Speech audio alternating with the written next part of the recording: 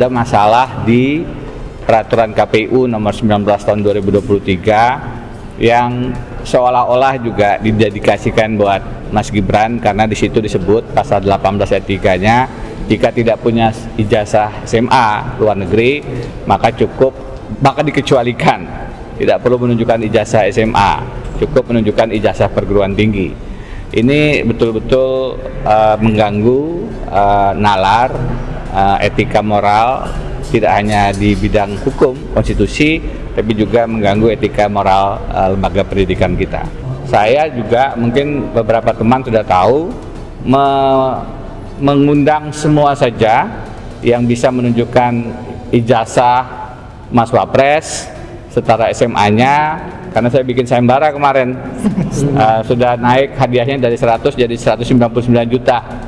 Ada yang nambah. Itu ijazah asli atau boleh fotokopi?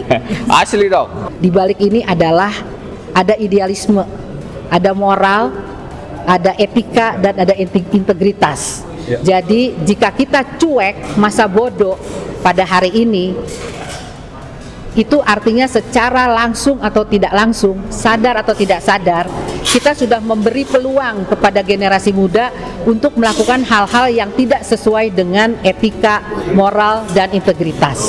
Terima kasih atas kehadiran media. Terima kasih karena PT UN memberi kesempatan pada kami untuk boleh memperbaiki gugatan sekali lagi untuk tanggal 20 Agustus 2026. Dalam kesempatan ini kami ingin menyatakan bahwa sekali lagi bahwa kami datang ke sini tidak semata-mata untuk menggugat seseorang atau untuk masuk ke dalam politik, tidak. Saya di sini sebagai wakil dari dunia pendidikan. Saya Mercy Sihombing, Kepala Lembaga Pendidikan PKB Mercy Smart dan Sekolah Megana,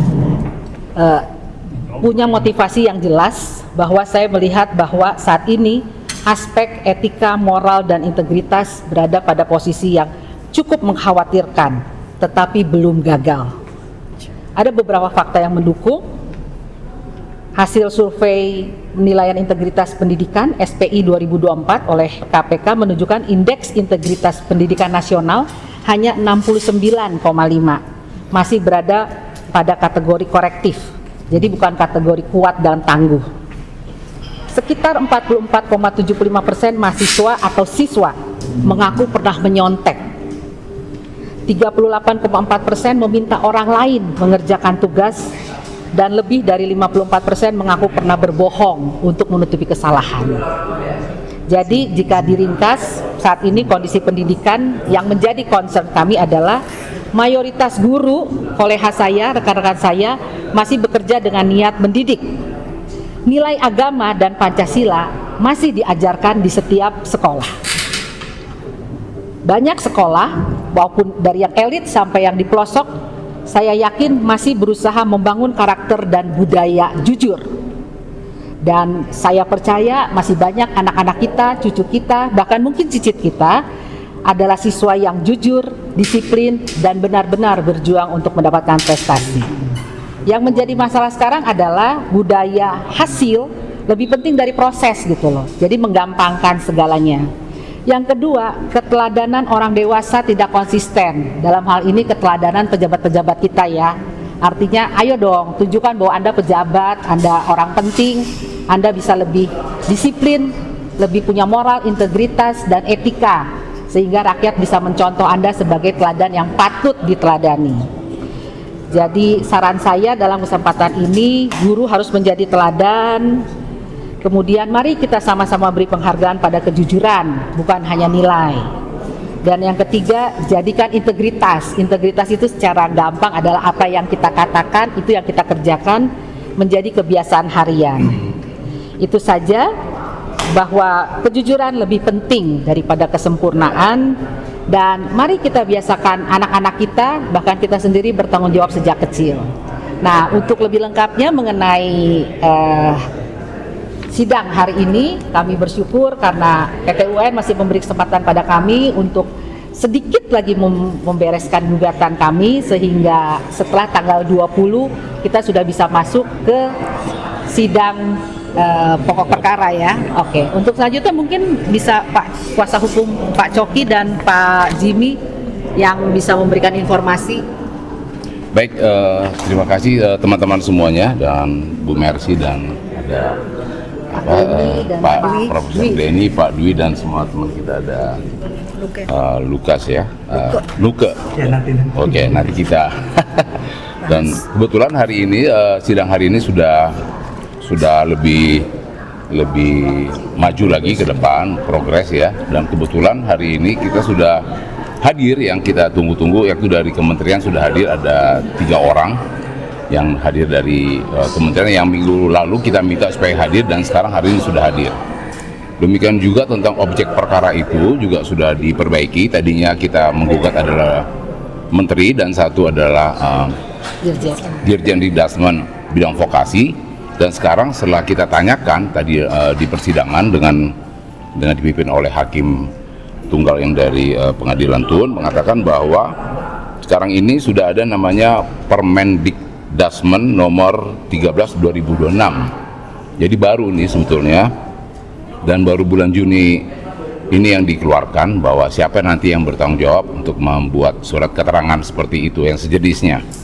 Dan itu masuk dalam namanya Dikmendiksus namanya. Kebetulan yang akan kami gugat namanya Dikmendiksus, yaitu Dirjen Direktur Jenderal Pendidikan Menengah dan Pendidikan Khusus. Jadi tidak lagi Dikdasmen yang lalu, tidak lagi vokasi, tidak lagi menteri lagi, tapi yang kami gugat sekarang hanya satu, yaitu lebih fokus lagi namanya Dirjen Dikmendiksus, yaitu Dirjen istilah baru dan yang dikeluarkan oleh Kementerian Pendidikan ya, yang sesuai nomenklatur itu yang ada 3 menteri tadi, dan itu di bawah Kementerian Dikdasmen. Itu yang kami dapat dan sudah jelas, dan ada sedikit perbaikan-perbaikan dan sudah mulai mengkerucut, dan mudah-mudahan perbaikan di minggu depan itu sudah bisa berjalan masuk ke dalam pokok perkara, dan persidangannya yaitu nanti ada namanya jawab-menjawab, terus replik-duplik dan seterusnya sampai dengan bukti, dan itu adalah kita memakai e-court, sistemnya e-court ya, jadi tidak terbuka untuk umum tapi lewat e-court.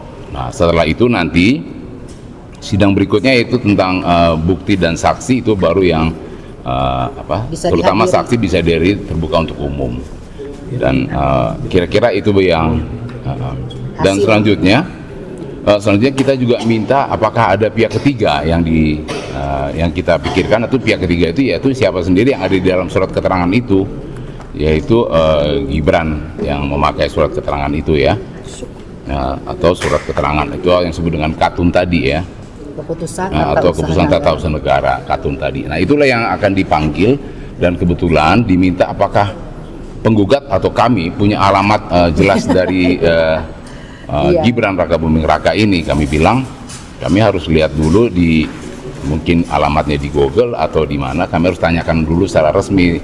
Sepertinya kita lempar lagi kepada Kemendikbud karena mereka sendiri yang membuat surat keterangan itu. Jadi silahkan mereka yang mencari alamatnya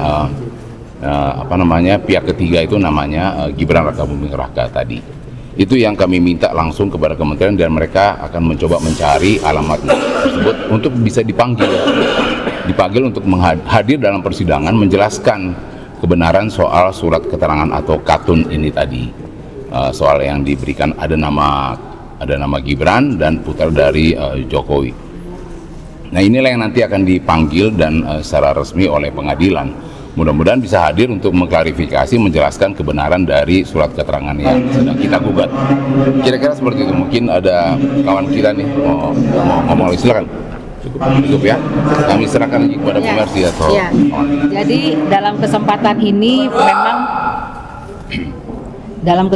ini kami tadi ada sedikit tanya jawab ya, dalam arti karena di surat perbaikan gugatan kami tetap menyebut nama menteri dan dirjen itu, tetapi tadi sudah disarankan oleh hakim bahwa lebih baik yang mengeluarkan surat itu, karena surat itu saat ini nomenklaturnya adalah dirjen itu tadi loh, Dikmendiksus susah juga ya.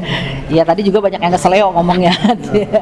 Ya, jadi disarankan bahwa kami menggugat hanya satu pihak, yakni Dirjen Dikmendiksus. Tapi bagaimana nih tanggapan Profesor Denny, Profesor Ahli Tata Negara? Silakan Prof. Yang lain ada yang mau? Udah. Yang lain? Terakhir saya terakhir aja. Baik. Ada? Enggak, ini pengamat. Bismillahirrahmanirrahim. Assalamualaikum warahmatullahi wabarakatuh. Waalaikumsalam Selamat siang teman-teman semua. Jadi saya pada kesempatan hari ini hadir di PT UN. Pertama kemarin sudah bertemu dengan Ibu Mercy dan penting untuk membangun sinergi, berjuang bersama, karena bagaimanapun ini terkait dengan sosok Mas Wapres, sosok Gibran Rakabuming Raka yang sekarang adalah menduduki RI 2 di Republik Indonesia. Jadi mau dibahasakan apapun, ini pasti ada sisi yang harus kita kuatkan, kebersamaan, perjuangan yang tentu saja lebih baik kalau dilakukan bersama-sama. Yang kedua teman-teman, objek gugatannya adalah surat keterangan, ya anggaplah penyetaraan ijazah SMA. Di sini disebutnya SMK buat Mas Wapres Gibran, dan itu terkait dengan syarat maju sebagai calon wakil presiden. Karenanya ini sangat strategis. Kita sudah sama-sama paham syarat umur itu ditekuk dengan putusan Paman Usman untuk ponakan Gibran, putusan 90. Soal syarat pendidikan sebenarnya juga itu ada masalah di peraturan KPU nomor 19 tahun 2023 yang seolah-olah juga didedikasikan buat Mas Gibran, karena di situ disebut pasal 18 ayat 3-nya, jika tidak punya ijazah SMA luar negeri maka dikecualikan, tidak perlu menunjukkan ijazah SMA, cukup menunjukkan ijazah perguruan tinggi. Ini betul-betul mengganggu nalar etika moral, tidak hanya di bidang hukum konstitusi, tapi juga mengganggu etika moral lembaga pendidikan kita. Karena itu kita harus melakukan langkah-langkah yang memang tetap terukur, strategis. Kaitannya dengan gugatan, kita hari ini melakukan pemeriksaan pendahuluan. Apa yang disampaikan oleh Majelis Hakim tentu menjadi masukan. Bagaimana nanti kita finalisasi itu adalah teman-teman kuasa hukum dan Ibu Mercy sendiri. Tetapi yang menarik adalah saran tadi, bagaimana jika Mas Gibran diundang untuk hadir. Saya tentu saja berpikir ini kesempatan buat Mas Wapres untuk menunjukkan sejelas-jelasnya, untuk menunjukkan seterang-terangnya tentang syarat ijazah SMA atau sederajat beliau. Bagaimanapun Mas Wapres pernah menunjukkan ijazah S1-nya ketika Wali Kota Solo, sehingga harusnya tidak sulit untuk menunjukkan ijazah SMA atau sederajatnya. Nah, ini di ruang sidang pengadilan yang terhormat, sehingga adalah forum yang layak dan pantas untuk Mas Gibran hadir menghormati panggilan pengadilan dan menunjukkan secara jelas bagaimana duduk pangkal terkait dengan sekolah beliau. Karena yang disebut adalah yang setara dengan grade 12 itu, setara pengetahuannya, Iya. itu adalah apakah itu ijazah, apakah itu sertifikat, kita tidak tahu, di UTS Insert Sydney. Jadi teman-teman, kita tunggu dengan tentu penuh harapan kehadiran Mas Wapres di persidangan selanjutnya. Sambil saya juga, mungkin beberapa teman sudah tahu, mengundang semua saja yang bisa menunjukkan ijazah Mas Wapres setara SMA-nya, karena saya bikin sayembara kemarin, sudah naik hadiahnya dari 100 jadi 199 juta. Ada yang nambah. Itu ijazah asli atau boleh fotokopi? Asli dong. Yang ditunjukkan ijazah asli dong. Hadiahnya nambah nih ya. Sudah tambah. Tiap hari ada yang mau nambahin, tapi saya tahan-tahan dulu. Jadi kalau ada teman yang mau nambahin 1 miliar, saya bilang tunggu dulu. Tadi saya bilang kalau memang mau ditambah, kita pelajari, kita hati-hati supaya tidak kemudian menimbulkan persoalan-persoalan yang tidak perlu. Yes. Yang anggap mengumpulkan dana masyarakat lah, apalah yang saya tidak inginkan, malah jadi aneh begitu. Jadi ini sudah hari ke Minggu, Senin, Selasa, Rabu, Kamis, 5 hari sudah, belum ada pesertanya. Yang aneh Mas Wapres juga, Mas Gibran juga tidak menjadi peserta, kan lumayan tuh 199 juta. Yang marah-marah banyak. Jadi kalau yang marah, loser, termul, ya begitulah. Ya Jadi sebaiknya kan Pak Denny Ya. besok kalau misalnya memang apa tadi tergugat ya, turut tergugat hadir, bahwa ijazahnya mesti siapin loh 199 juta. Harus loh. Ya, Kita berharap saya itu sudah dia. bikin pernyataan. Jika ada ijazah SMA-nya, saya berhenti untuk melakukan langkah-langkah advokasi untuk beliau mundur. Ijazah SMA atau surat-surat yang asli. Jika tidak, maka dengan segala hormat berarti tidak memenuhi syarat pendidikan untuk menjadi calon wakil presiden, maka secara hukum tata negara memang itu ada ketentuan berhenti. Artinya mengundurkan diri, atau jika tidak diberhentikan. Itulah proses impeachment yang secara konstitusi kita dimungkinkan. Saya pikir itu dari saya. Terima kasih teman-teman.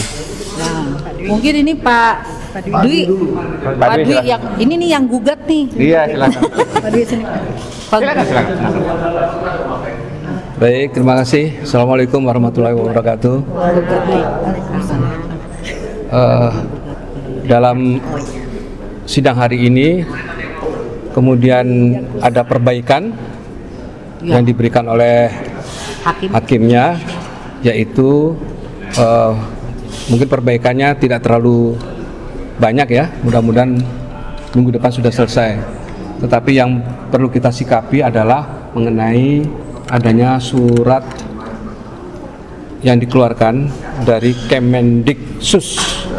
Kemendikdasmen, Kemendikdasmen menjadi Dirjen Ya. Dikmendiksus. menjadi Dirjen Dikmendiksus. Kalau kata Pak Dirjen Dikmendiksus. Ya, kira-kira begitu. Ada. Nah, dengan adanya surat baru ini yang akan mengatur mengenai surat keterangan, itu tentunya harus kita melihat berlakunya tidak berlaku surut. Iya. Jadi kalau ada surat yang baru kemudian akan diberlakukan untuk menyangkut mengenai masalah surat keterangan, ya tentu nggak bisa, secara hukum itu tidak dibenarkan. Dikeluarkan surat keterangan baru, dikeluarkan tahun 2026, tetapi surat keterangan itu dikeluarkan pada tahun 2019. Sudah cukup jauh waktunya, kemudian surat yang baru ini atau surat keputusan yang baru ini akan diberlakukan atau surut ke belakang, itu jelas nggak mungkin gitu ya. Jadi tolong Kementerian Kemendikdasmen ya, Anda seorang pendidik, di sana banyak orang-orang pendidik, jadi cobalah berpikir sedikit mengenai proses hukum ini, juga jangan sembarangan mengeluarkan surat yang tidak penting hanya untuk mencoba ya katakanlah menciptakan suasana seolah-olah bahwa Kemendikdasmen itu adalah melakukan suatu kebenaran dengan mengeluarkan surat keterangan tersebut. Silakan Anda berpikir seperti itu, tapi nanti yang memutuskan adalah majelis petun. Dan kemudian kalau nanti di proses persidangan ini berjalan, saya sangat berharap sekali bahwa hakim tidak dapat diintervensi oleh siapapun. Amin. Itu yang kami harapkan. Ya, karena biar bagaimanapun ada satu kegundahan kami, kekhawatiran kami bahwa di Indonesia ini masih banyak sekali penegak-penegak hukum yang dapat diintervensi oleh orang-orang yang mempunyai kepentingan. ya, sangat jelas kasat mata sekali. Beberapa kasus bisa kita lihat, ya. Saya 15 tahun di Mahkamah Agung sebagai hakim agung ad hoc. Tentu tidak sembarangan saya berbicara seperti ini kalau tidak berdasarkan kejadian-kejadian maupun peristiwa-peristiwa yang saya lihat sendiri. Saya lihat sendiri dan seperti itulah adanya. Banyak sekali penegak-penegak hukum, ya, baik itu dari kepolisian, kejaksaan maupun lembaga yudikatif, dalam hal ini adalah di bawah Mahkamah Agung, yang banyak diintervensi oleh pihak-pihak yang mempunyai kepentingan. Mudah-mudahan semua hakim, semua peradilan yang menangani masalah kasus ijazah Jokowi, juga masalah surat keterangan Saudara Gibran, harus mempunyai integritas dan harus berani menolak intervensi. Sekali lagi, Amin. nasib bangsa Indonesia ini, Generasi muda. ya, generasi muda, hukum yang harus berjalan, hukum yang harus tegak, ada di tangan seorang pemutus, yaitu hakim. Hati-hati. Sekali lagi saya katakan, hati-hati. Akhirat nanti yang akan mengadili saudara kalau saudara sudah mau diintervensi dan saudara juga mau menerima suap dari orang-orang yang mencoba untuk mengintervensi saudara. Sekali lagi saya ingatkan, hati-hati. Pengadilan akhirat akan lebih pedih. Terima kasih. Terima kasih. Mungkin ini ada teman saya nih, Mas Luke Susilo, mungkin, iya, anak muda ya, jangan lama-lama ya. Iya. Saya dari aktivis terjal ya, terus jadi anti pembual gitu. Oh, terjal. Kembali lagi saya mengingatkan pada pertemuan bersejarah saya dengan Bu Mercy ya di tanggal 11 Maret 2026, yang mana paginya ada yang sidang, sorenya RJ, tapi ada sidang juga di siangnya, sidang lain dari orang lain, Pak Bonatua Silalahi, yang pada pokoknya itu Ingat aja. Oh, sangat bersejarah sekali itu 11 Maret itu. Nah, di sidang keduanya di KIP itu diputuskan bahwa Bang Bonatua itu menang. Yes. Bahkan yang sore-sore RJ itu pengacaranya minta ke saya, tolong dong kabarin gimana itu sidang Bonatua menang apa enggak. Kalau Bang Bonatua menang, kita juga bakal menang karena waktu itu masih mengajukan gugatan yang kurang lebih sama. Oke, pada intinya pada putusan yang Bang Bonatua itu menang yang nomor 83, Ya. itu dikatakan bahwa Bang Bonatua itu minta suketnya dan Ya. juga form penilaian dari tim-tim itulah intinya supaya suket itu bisa keluar. Ya. Tapi ternyata setelah majelis komisioner KIP mengadakan pemeriksaan lapangan, Ya. ini ada di halaman 54 sampai 55 putusannya Bang Bonatua itu bisa diakses di Ya. ini. Dikatakan bahwa Kemendikbudrismen itu tidak menghasilkan form penilaian. Jadi intinya tuh bahasa gampangnya, Gibran cukup mengirimkan atau timnya atau siapapun lah itu mengirimkan dokumen-dokumen persyaratan, udah ada semua, langsung jadi. Nah, tapi ternyata pada prosesnya untuk mempertanyakan yang tinggal kirim, tinggal cek, oh ada semua form, makanya diberikan form itu ya, form Ya, yang form. Form, coba kasih ke kamera, form ini. Jadi nggak ada penilaian, nggak ada apa, pokoknya form ini isi semua, keluarlah itu surat.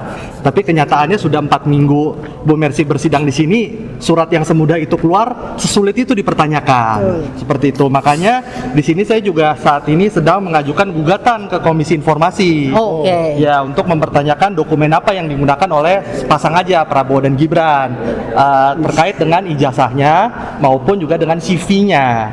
Karena kan biar nanti kita bisa lihat Pak Prabowo yang lulusan American School, jelas ya, school in London. Ya, jadi ada kata sekolah di situ, dan juga Gibran yang katanya lulus SMA di University of Technology Sydney Inserts. Bukan SMA, Iya, SMA-nya di Universitas katanya. SMK katanya. Oh iya. Kamu nggak sekalian itu? Kenapa? Gugat ijazahnya Bahlil. Aduh, nanti dulu lah. Nanti dulu.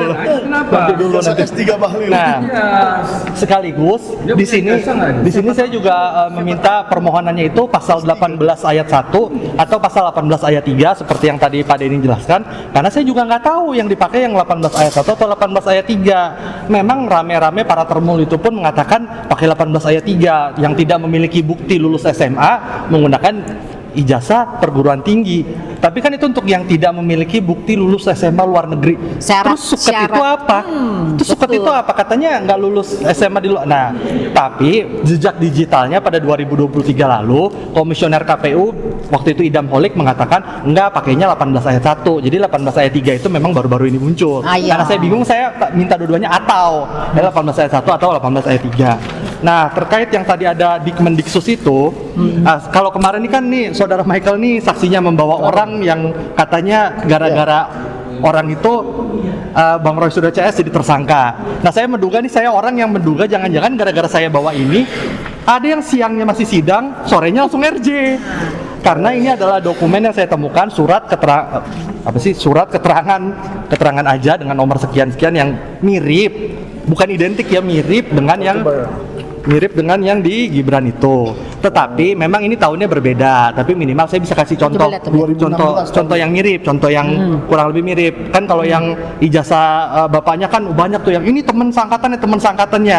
Ya siapa tahu mungkin ada yang punya teman, karena para termul itu ya? Karena termul itu tidak bisa menunjukkan yang mirip-mirip. Ya ini pun saya dapatnya dari website yang membantu mengurus surat keterangan surat penyetaraan lah, karena memang kita tahu sendiri di Indonesia birokrasi itu ribet. Yeah. Nah, pada intinya perbedaan yang paling mencolok di antara, ya meskipun tahunnya beda, mungkin nanti yang pendukung-pendukungnya mungkin bisa punya yang 2019 ya, atau yang sudah elektronik ya, tanda tangannya mestinya. Yeah. Nah, perbedaan paling mencoloknya adalah bahwa di kolom kurang lebih bisa dibilang kolom biodata ini lah, yang bentuknya seperti tabel, itu kalau yang di Gibran punya hanya nama, tempat tanggal lahir dan nama orang tua. Sedangkan yang saya temukan di sini adalah nama, tempat tanggal lahir, sekolah. Ada sekolahnya Ada ya. sekolah .2 ya. Jadi kalau Gibran sekolahnya diganti orang tua cukup. Nah, di sini orang tua juga ada, tapi sekolah dilompatin, dan di paling bawahnya ada alamat. Jadi kalau tadi Ibu Mercy mengatakan bingung alamatnya di mana, kalau misalnya formatnya seperti ini ya alamatnya sebenarnya bisa ya bisa dicari di alamat yang ini, Iya. tapi ya kita nggak tahu ya ini. Kalau tadi sih saya cuma bilang kan yang ngeluarin surat keterangan kan Kemendikbud. Ya Kemendikbud lah yang harus tahu alamatnya di mana kan. Masa kita gitu loh. Ya itu Apa aja. tidak langsung Istana Wapres saja? Itu sih kita serahkan ke Kemendikdasmen ya. Biarkan mereka yang Iya, biarkan itu mereka ya. yang memikirkan. Oke. Ada lagi aja. Bang Lut? Ada lagi ya? Oke. Ini Jadi gimana nih? Pertanyaan saya tadi belum jawab. Kan yang digugat itu ijazahnya Bahlil. Ya yang lain aja. Yang lain aja. Pusing Oke, kita oke, ngurusin Saya aja punya pusing. sedikit pertanyaan, boleh nggak untuk Pak Dwi sebenarnya ini? Pak Dwi, saya agak ini juga Pak, menyoroti sedikit yang dikatakan Luke tadi. Yang dikatakan pasal 18 ayat 1 atau ayat 3 itu kan bahwa ayat 1 itu ijazah. Intinya ijazah SMA. Ijazah. Ayat 2 STTB gitu. Atau ayat 3 itu surat keterangan. Kalau saya 18 ayat 1. Ini masih simpang siur. 18 ayat 1 itu A B C D F G itu Intinya ini. 18 ayat 2 saya lupa. 18 ayat 3 kalau tidak memenuhi 18 ayat 1 huruf M boleh pakai perguruan tinggi. 18 ayat 4 saya lupa. 18 ayat 5 itu saya gugat yang juga, jelas itu CV kurang lebih. Surat Ayat keterangan kesehatan. Nggak ada kaitannya. Keterangan kesehatan. Oke, yang intinya dia tetap memakai ayat 1 ya, yaitu Kata Idam Holik. kata Komisioner KPU Idam Holik. Kalau kata Termul 18 ayat 3. Nah, yang saya mau tanyakan Pak Dwi. Kalau tidak ada ijazah S1, SMA. Jangan tanya ke saya nih. Oke, saya ke sebelah Prof Denny aja lah. Nah, Prof Denny aja Nah, nih. gimana Prof Denny tanggapannya? Karena kan di situ ada 3 pilihan, Prof. Ijazah, surat tanda tamat belajar, atau surat keterangan. Tapi itu PKPU-nya terbit tahun 2023. Berarti tahun 2020 dia mencalonkan wali kota Solo pakai apa kira-kira, Prof? Yang jelas kan surat keterangannya tahun 2019. Ya. kan? Dan ini untuk Wapres memang mesti dicek yang mana. Tapi mestinya akan menggunakan dokumen yang sama. Ya. Surat keterangan.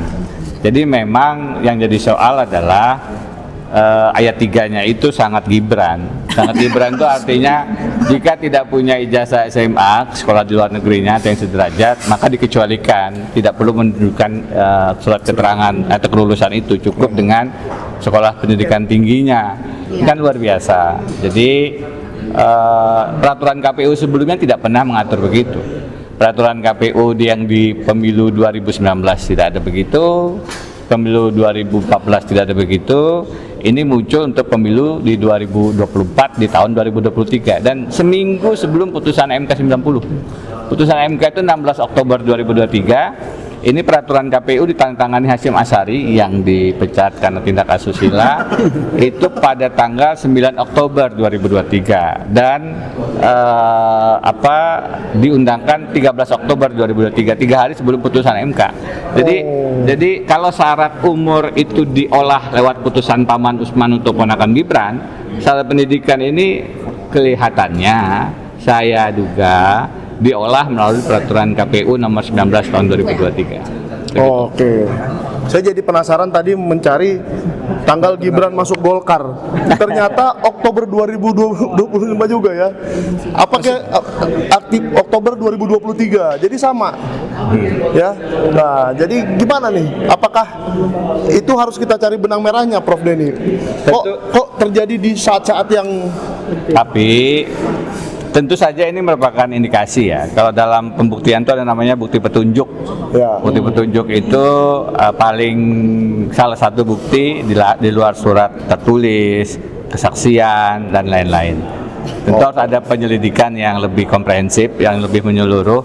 Tapi belajar dari pengalaman putusan MK 90 yang terbukti ada pelanggaran etika berat, saya khawatir peraturan KPU ini pun memang lagi-lagi bisa kita duga lahir untuk memuluskan, meloloskan syarat pendidikan Gibran yang tidak sesuai dengan syarat undang-undang. Syarat undang-undang jelas, itu pendidikannya minimal SMA atau sederajat. Jadi ini peraturan KPU juga bertentangan dengan undang-undang. Undang-undang pemilu ya. Ada baiknya kita ke depan juga menggugat ini peraturan KPU ke Mahkamah Agung, kita uji bahwa ini bertentangan dengan undang-undang, sehingga tidak dimanfaatkan oleh siapapun lah, supaya kita ini tidak menekuk-nekuk aturan demi menjadi wakil presiden. Oke. Tambahin dikit yang Silakan. Saya mau tanya soal Sydney sebenarnya. Yang wali kota tadi sebenarnya teman kita yang lain, Bang Refli, Bang Taufik, itu kan pada saat waktu dulu sidang CLS di Solo itu pernah dapat dari FX Rudi dokumen Gibran waktu wali kota, dan itu memang cuma ada suket itu aja dengan legalisir yang. Tapi PKPU-nya membolehkan nggak pakai itu? Oh, saya sudah selidiki tidak. Oh, tidak boleh ya? Tidak. Oh, itu hasil penyelidikannya Bang Lu. Karena di situ bahkan PKPU yang untuk Pilkada 2019 atau 2020 ya waktu itu, itu bahkan jenis sangat menekankan sekolah ya. Sekolah. Bahkan ada kalau sekolahnya udah tutup, kalau sekolahnya ganti nama atau segala macam itu, jadi sekolah. Oh, jadi dirinci tuh di peraturan KPU. Iya, kalau sekolahnya tutup kenapa, bagaimana? kalau sekolahnya ini bagaimana, Kalau sekolahnya terbakar bagaimana? kan kalau ada juga yang katanya kalau ganti nama bagaimana dari itunya. iya.